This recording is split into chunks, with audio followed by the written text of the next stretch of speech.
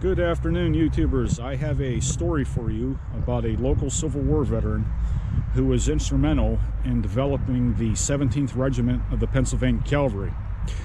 This is the story of Mr. James Quigley Anderson.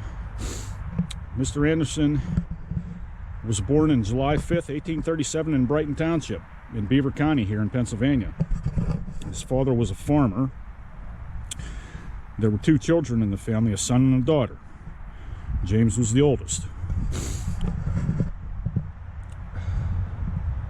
Sometime in the early 1850s, his parents left their farm and they took up residence right here in Beaver, where his father engaged in the mercantile business.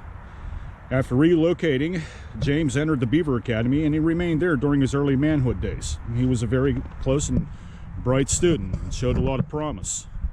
The family was immensely proud of him. He was a staunch candidate, as I said. He was very courageous and independent. He was a man of regular and temperate habits. He had a strong foundation for character, and he carried himself with dignity and courtesy. He was well admired among his peers. He grew a considerable reputation here in Beaver. He was a man of renowned respect. After his graduation in Beaver Academy, his parents placed him in school in one of the Eastern colleges where he took a course in civil engineering. So the man had a very scientific mind. He had a very analytical mind. He was just, born with a lot of extraordinary abilities that would help him later on in his professional as well as his military, especially exclusively his military career. He returned from school in 1859 and he accepted a position under the government, and he was sent to the state of Missouri where he followed his chosen profession, which, as I said earlier, was civil engineering. Later he was transferred to the state of Kansas and he assisted in the survey of a territory on which now stands Kansas City.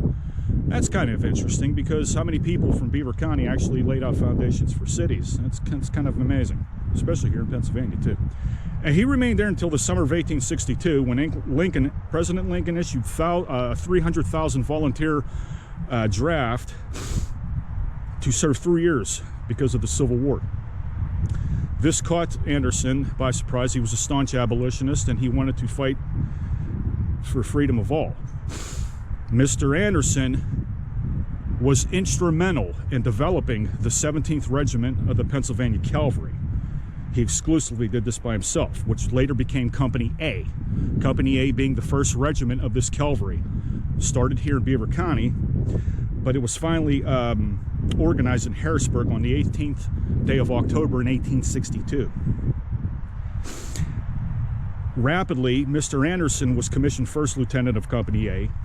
Then he was promoted to he was promoted to a captain on December 13th, 1862, to major June 13th, 1863, to Lieutenant Colonel April 30th, 1864, then to Colonel on January 23rd, 1865. He was discharged by general order on June 20th of 1865. Now here's where the story becomes sad. Mr. Anderson was exposed to many different battles during the Civil War, and he accrued very deadly diseases. When in battle, though weak and scarcely to abide, his voice in giving commands was strong and he was clear and distinct. A short time before the close of the war, Mr. Anderson became very much reduced by disease, which caused him to retire from the United States military. Sad as such, his earnest solitude for the comfort and safety of his own men endeared him to every one of his commands. He was always with the boys in the thickest of the fight. He never wavered. Despite his ailments and his misery and his sickness, he was a very devout leader to his men. His men, above all, was first, which is consequently why he succumbed to disease so rapidly.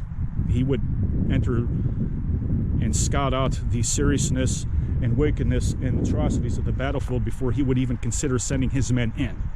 This is the kind of character that I stated earlier in the video. This is what this man was all about. He was an extremely courageous human being. I don't know if you can able to read his stone because it's just so depleted, because it's so old. But I'm just trying to show you here. He's buried next to his family. This whole family plot here is the Anderson plot.